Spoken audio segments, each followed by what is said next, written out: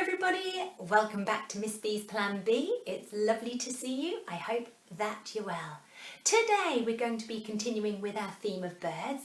In particular, we're going to be looking at the names of some common garden birds and also developing some skills we need to be good at bird watching. So, what I want you to think about is, first of all, what skills do you think you need to be good at bird watching? Have a little think. What do you think it's important to be able to do? How many things can you think of? Shout them out if you've got some ideas. What do you need to be good at bird watching? I can hear some great answers. So I know I heard some of you saying looking. We need to be really good at looking. We need to be really good at listening and also really good at being quiet. Because if we make lots of noise, we will scare the birds away. So what we're going to do in this session is we're going to practice each of those skills so we get even better at them. So first of all, we're going to practice doing some really good looking skills. And what we're going to do is we're actually going to do a bird quiz. So we're going to do it a bit game show style. So what we'll do to get you in the spirit, I'm going to play some game show music. In that time, you might like to grab a piece of paper so you can write down some answers, or you might just want to write down your score as you're doing the quiz. So if you quickly get that, I shall play some game show music just to get you into the spirit of it, and you might even like to have a little boogie when you're ready. So here goes, ready for our bird quiz. Play the music. Get your pen and paper ready. And really quickly, so we're ready to start. And hopefully you're ready. If not, you can pause the video so you don't miss out on the first question. And cut. Right, time to start our quiz. So, I'll explain how this is going to work. I am going to show you a picture of a well-known garden bird. I will show you that picture for 15 seconds, and what I want you to do is study the picture really carefully and look at some key features of the bird. So thinking about its size, shape, colours, things like the colour of the feathers and the beak. And then what will happen is I will be asking you some questions about the bird to see if you have been looking and studying the bird really carefully. Then what we'll do is every time you get a question right, you get 1 point. I'm going to ask 3 questions about each bird, so you'll be able to get 3 points per bird in total. So here we go, good luck, and you need to remember to look very carefully at each picture. So here is bird number 1.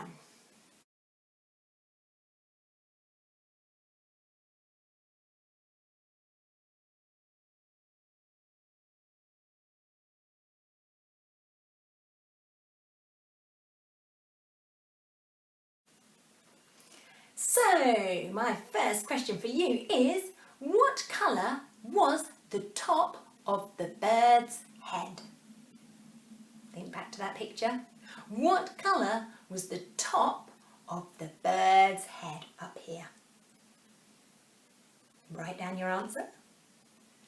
Or tell a grown-up. That's fine if you need to. You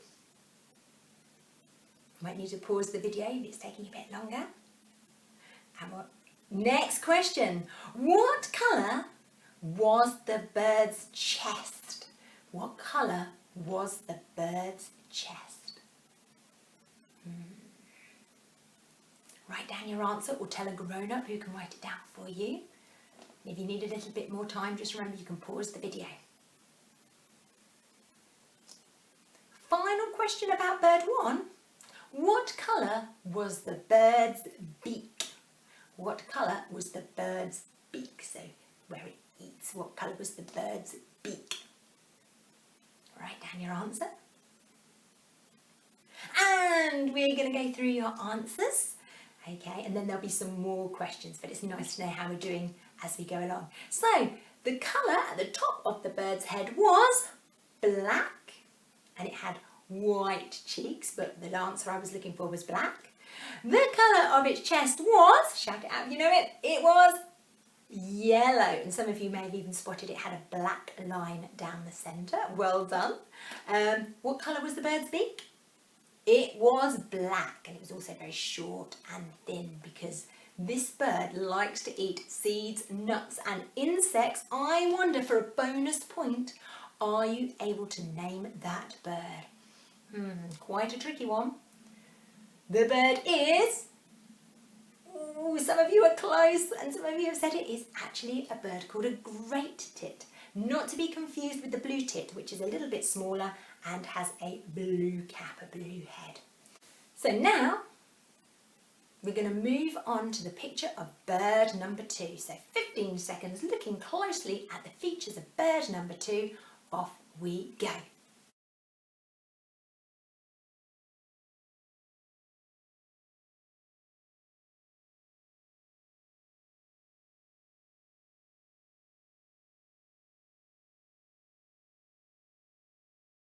So here are our questions about bird number 2. First question, what colour were the wings and tail?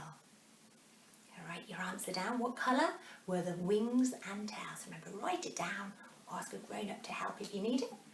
Just remember to pause the video if you need a bit more time.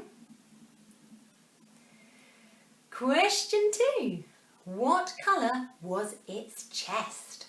What colour was bird number 2's chest? Write down your answer. And last question about bird number 2, what colour was its beak? What colour was its beak? Right, we should have 3 answers for bird number 2. Let's go through those answers and see how we're doing. So, first of all, what colour were the wings and tail? Shout out your answer.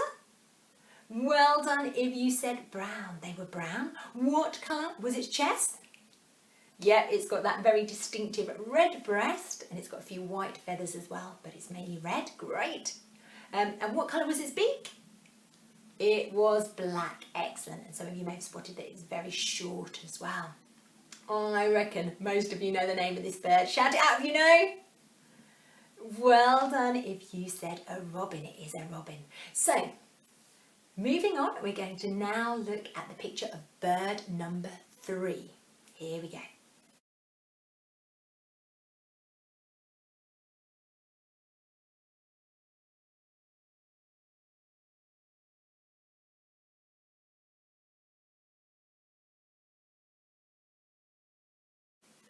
So my first question about bird number 3 is, what colour was the bird's head? What colour was the bird's head? Remember, do some really good sounding out to write down what you think the colour of the bird's head was. What colour was the bird's head? Remember, you can pause the video at any moment if you need to, so you have a little bit more time. Question number 2, what colour was its chest? What colour was its chest? And the final question about bird number 3, what colour was its beak? Write down your answer or tell a grown-up. What colour was its beak?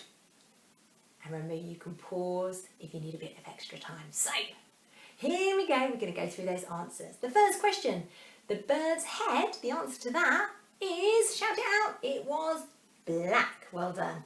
The colour of its chest was... Well done if you said black and white. Excellent. And the beak was black. I reckon a lot of you know the name of this bird as well. Okay, because we see quite a lot of them around in the UK. The bird is called, shout it out if you know. Well done. It is a magpie. And it's really good to practice looking at the different features of birds because it can affect what type of bird it is. For example, if I said to you, I saw a bird that was black, until I tell you more detail about it, okay, it could be a number of birds. But if I said it's black with a yellow beak, lots of you might know that that's actually a male blackbird.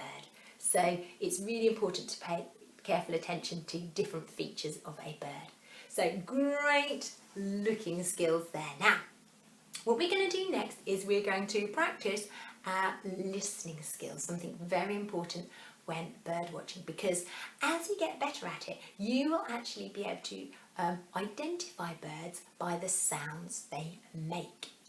So what we're going to do to start developing our listening skills, what we're going to do is we're going to play a fun game.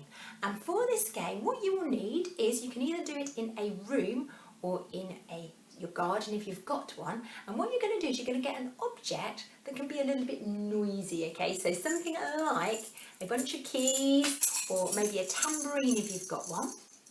And you need one other person at least for this game. And what you're going to do is one of you is going to be covering your eyes, okay? And the other person is going to take the object, okay? They're going to start next to you and then they're going to move away from you just within the boundaries. So they're not going to go too far, because if they travel too far, you won't hear where they're going, okay? So say within the room or within your garden. And what they're going to do is they're going to walk as quietly as they can, but you are going to try really hard to see if you can hear their footsteps or maybe the jangling of the object they have. And what they're going to do is they are going to hide the object, and when they come back to you and they say, ready, it's your job to try and think, right, where did I hear them go? Which direction? So you might think, right, I heard them over there or over there, and you can point to remind you which direction you heard the sound, and then follow that and see if you can find their hidden object. If they have hidden it really well and you're finding it a bit tricky, they could actually give you some extra clues which you'll need to listen carefully to, and they could use the scale of hot and cold. So if you're getting further away from the object, they could say, ooh, cold, cold, cold, freezing, freezing if you're getting further away. But if you're getting warmer, okay, oh, boiling hot, baking hot, oh, that means you're getting closer to finding the object and you have nearly won the game. So that's a fun little game you can play with one other person or more if you've got more in your family, just to practice really good listening. So you can take it in turns to do that. The final thing we're going to do is, remember we said we've got to be really quiet. I find sometimes it helps to calm myself down by doing some breathing and tune into my surroundings so that I'm really quiet and peaceful. And we've had a go at this before, but I'm going to show you another technique to help to quieten us down, ready for some bird spotting.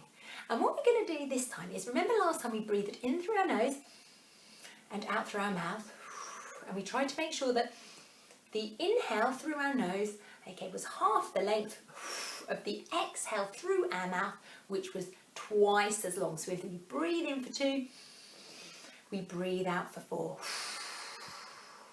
Now this time what I want you to do is, when you breathe in, I want you to imagine you're sniffing a beautiful flower, okay? And when you breathe out, I want you to imagine you're really blowing hard because you're blowing out lots of candles on a birthday cake. And make sure you exhale all the air in your lungs and you really do a deep exhale and breathe all that air out. So we're going to practice. So in through your nose, sniffing a flower.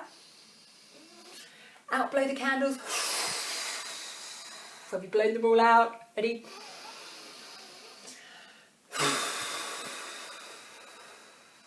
In through your nose. Out through your mouth. In through your nose. Out through your mouth. Excellent, and just breathe normally. And what we're going to do is, now I'm going to play some bird song from the local area, and I want you just to listen carefully to all the different birds you can hear singing. And remember, you might want to close your eyes to help you really tune into the bird song.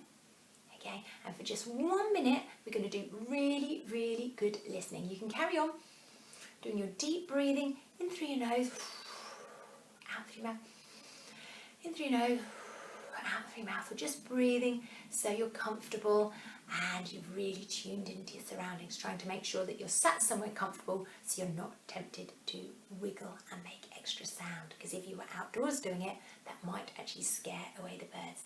So here we go. I'm going to time 1 minute of us listening to some lovely, relaxing bird song. Get ready and go.